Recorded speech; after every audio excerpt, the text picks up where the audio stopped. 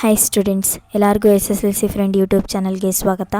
ಯಾರ್ಯಾರು ಇನ್ನೂ ನಮ್ಮ ಚಾನಲ್ನ ಸಬ್ಸ್ಕ್ರೈಬ್ ಮಾಡ್ಕೊಂಡಿಲ್ಲ ಬೇಗ ಸಬ್ಸ್ಕ್ರೈಬ್ ಮಾಡ್ಕೊಳ್ಳಿ. ನಾವು ಇವತ್ತು ನಡೆದಂಥ ಗಣಿತ ಪರೀಕ್ಷೆಯ ಕೀ ಆನ್ಸರ್ಸ್ನ ನೋಡ್ತಾ ಹೋಗೋಣ. ಸೊ ಬನ್ನಿ, ವಿಡಿಯೋ ಇಷ್ಟ ಆದರೆ ಲೈಕ್ ಮಾಡಿ. ನಾಳೆ ನಡೆಯುವಂಥ ಪರೀಕ್ಷೆಯ ವಿಡಿಯೋನ ಬಿಟ್ಟಿದ್ದೀನಿ. ಸೊ ಯಾರ್ಯಾರು ನೋಡಿಲ್ಲ ಆ ವಿಡಿಯೋನ ನೋಡಿ. ಮೊದಲನೇ ಪ್ರಶ್ನೆಗೆ ಉತ್ತರ ಆಪ್ಷನ್ ಬಿ 2, 3, 5. ಸೊ ನಿಮ್ಮ ಆನ್ಸರ್ ಬಿ ಆಗಿದ್ದರೆ ನಿಮಗೆ 1 ಮಾರ್ಕ್ ಸಿಗುತ್ತೆ. ಸೊ ನೆಕ್ಸ್ಟ್ ನೋಡೋಣ. ಎರಡನೇ ಪ್ರಶ್ನೆಗೆ ಉತ್ತರ ಆಪ್ಷನ್ ಎ. ಮೂರನೇ ಪ್ರಶ್ನೆಗೆ ಉತ್ತರ ಆಪ್ಷನ್ ಎ. ಸೊ ನೋಡ್ತಾ ಹೋಗಿ. ವಿಡಿಯೋ ಇಷ್ಟ ಆದರೆ ಲೈಕ್ ಮಾಡ್ಕೊಳ್ಳಿ, ಚಾನಲ್ನ ಸಬ್ಸ್ಕ್ರೈಬ್ ಮಾಡಿ. ಯಾರಾದರೂ ಮೆಂಬರ್ಶಿಪ್ ತಗೊಳ್ತೀನಿ ಅಂದರೆ ತಗೊಳ್ಬೋದು, ದುಡ್ಡನ್ನ ಪೇ ಮಾಡಬೇಕಾಗುತ್ತೆ. ಸೊ ನೆಕ್ಸ್ಟ್ ನೋಡಿ, ಫೋರ್ತ್ ಕ್ವಶನ್ಗೆ ಆಪ್ಷನ್ ಸಿ ಕರೆಕ್ಟಾದ ಉತ್ತರ ಆಗುತ್ತೆ. ಸೊ ಇದನ್ನು ಬರೆದ್ರೆ ನಿಮಗೆ 1 ಮಾರ್ಕ್ ಸಿಗುತ್ತೆ. ನೆಕ್ಸ್ಟ್ ನೋಡೋಣ. sin 30 + cos 60ಯ ಬೆಲೆ ಕೇಳಿದ್ದಾರೆ. ಸೊ ಇದಕ್ಕೆ ಆಪ್ಷನ್ ಡಿ ಸರಿಯಾದ ಉತ್ತರ ಆಗುತ್ತೆ. ಸೊ 1. ನೆಕ್ಸ್ಟ್ ನೋಡಿ, 6ನೇ ಪ್ರಶ್ನೆ. ತ್ರಿಜ್ಯ r ಮಾನ ಹೊಂದಿರುವ ಗೋಳದ ಘನಫಲವನ್ನು ಕಂಡುಹಿಡಿಯುವ ಸೂತ್ರ ಕೇಳಿದ್ದಾರೆ.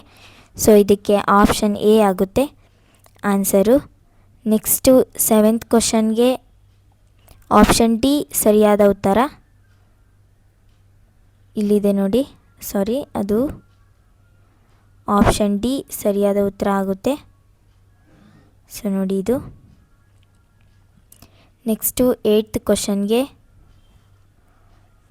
ಆಪ್ಷನ್ ಸಿ ಸರಿಯಾದ ಉತ್ತರ ಆಗುತ್ತೆ. ಸೊ ನೆಕ್ಸ್ಟು 1 ಮಾರ್ಕ್ ಕ್ವಶನ್ಸ್ ನೋಡೋಣ. 8 ಇರುತ್ತೆ.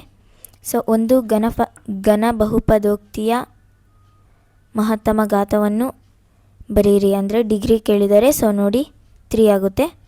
ಇದು ಘನ ಬಹುಪದೋಕ್ತಿದು. ಸೊ ನೆಕ್ಸ್ಟ್ ನೋಡೋಣ. 10th ಕ್ವಶನ್ಗೆ ಆನ್ಸರು 1 ನೋಡಿ. 1 ಸರಿಯಾದ ಉತ್ತರ ಆಗುತ್ತೆ. ಸೊ ನೆಕ್ಸ್ಟು 11th ಕ್ವಶನ್ಗೆ ಉತ್ತರ ನೋಡೋದಾದರೆ, ಒಂದು ಪ್ರಯೋಗದ ಎಲ್ಲ ಪ್ರಾಥಮಿಕ ಘಟನೆಗಳ ಸಂಭವನೀಯತೆಗಳ ಮೊತ್ತ ಎಷ್ಟು ಅಂತ ಕೇಳಿದ್ದಾರೆ. ಸೊ 2 ಆಗಿರುತ್ತೆ. ನೆಕ್ಸ್ಟ್ ನೋಡೋಣ. ನೆಕ್ಸ್ಟ್ ನೋಡಿ, 13th ಕ್ವಶನ್ಗೆ ಹೊಂದಿಲ್ಲ ಅನ್ನೋದು ಸರಿಯಾದ ಉತ್ತರ. ನೆಕ್ಸ್ಟು 16th ಕ್ವಶನ್ಗೆ ನೀವು ಈ ರೀತಿ ಬರೀಬೇಕಾಗುತ್ತೆ.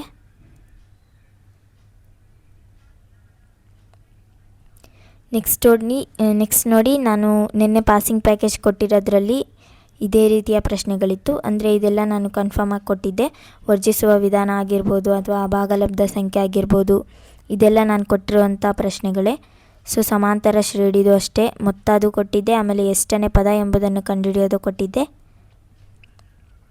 ನೆಕ್ಸ್ಟ್ ನೋಡ್ಬೋದು, ದೂರ ಸೂತ್ರ ಉಪಯೋಗಿಸಿ ಲೆಕ್ಕ ಮಾಡೋದಿರ್ಬೋದು ಅಥವಾ ಶೂನ್ಯತೆಗಳ ಸಹಗುಣಕಗಳ ನಡುವಿನ ಸಂಬಂಧ ತಾಳೆ ನೋಡೋದು, ಇದೆಲ್ಲ ನಾನು ಕೊಟ್ಟಿರುವಂಥ ಪ್ರಶ್ನೆಗಳೇ. ನೆಕ್ಸ್ಟ್ ನೋಡಿ, ಬಹುಲಕ ಅಥವಾ ಮಧ್ಯಾಂಕ ಕಂಡುಹಿಡಿಯೋದು ಹೇಳಿದ್ದಾರೆ. ನೆಕ್ಸ್ಟು ವೃತ್ತದಿಂದ 2 ಪ್ರಮೇಯ ಕೊಟ್ಟಿದ್ದೆ ನೋಡಿ. ಇಲ್ಲಿ ಬಾಹ್ಯ ಬಿಂದುವಿನಿಂದ ವೃತ್ತಕ್ಕೆ ಎಳೆದ ಸ್ಪರ್ಶಕಗಳ ಉದ್ದವು ಸಮನಾಗಿರುತ್ತದೆ. ಈ ಒಂದು ಪ್ರಮೇಯ ಬಂದಿತ್ತು.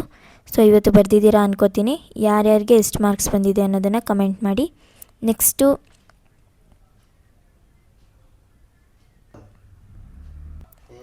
4 ಮಾರ್ಕ್ಸ್ಗೆ ನಿಮಗೆ ತೇಲ್ಸ್ ಪ್ರಮೇಯ ಬಂದಿತ್ತು. ಸೊ ಬರೆದಿದ್ದೀರಾ ಅನ್ಕೋತೀನಿ. ನೆಕ್ಸ್ಟ್ ನೋಡೋಣ. ಇದೇ ರೀತಿ ನಾನು ಕೊಟ್ಟಿರುವಂಥ ಪ್ರಶ್ನೆಗಳೇ ಬಂದಿದ್ದೆ. ನಿನ್ನೆ ನನಗೆ ಪಾಸಿಂಗ್ ಪ್ಯಾಕೇಜ್ ಕೊಟ್ಟಿದ್ದೆ, ಸ್ಕೋರಿಂಗ್ ಪ್ಯಾಕೇಜ್ ಕೊಡೋಕ್ಕಾಗಿರಲಿಲ್ಲ. ನೆಕ್ಸ್ಟ್ ಟೈಮ್ ಪಕ್ಕಾ ಕೊಡ್ತೀನಿ. ಸೊ ಚಾನಲ್ನ ಸಬ್ಸ್ಕ್ರೈಬ್ ಮಾಡ್ಕೊಳ್ಳಿ. ಇವತ್ತು ನಾನು ಇಂಗ್ಲೀಷ್ ಬಿಟ್ಟಿದ್ದೀನಿ. ನಾಳೆ ಬರುವಂಥ ಪರೀಕ್ಷೆ ಇಂಪಾರ್ಟೆಂಟ್ ಕ್ವಶನು. ಸೊ ಪಾರ್ಟ್ 1 ವೀಡಿಯೋನ ಬಿಟ್ಟಿದ್ದೀನಿ. ಅದನ್ನು ಡಿಸ್ಕ್ರಿಪ್ಷನಲ್ಲಿ ಲಿಂಕ್ ಕೊಟ್ಟಿರ್ತೀನಿ, ಮತ್ತು ಕಮೆಂಟ್ ಮಾಡೋ ಹತ್ರ ಕೂಡ ಲಿಂಕ್ ಕೊಟ್ಟಿರ್ತೀನಿ.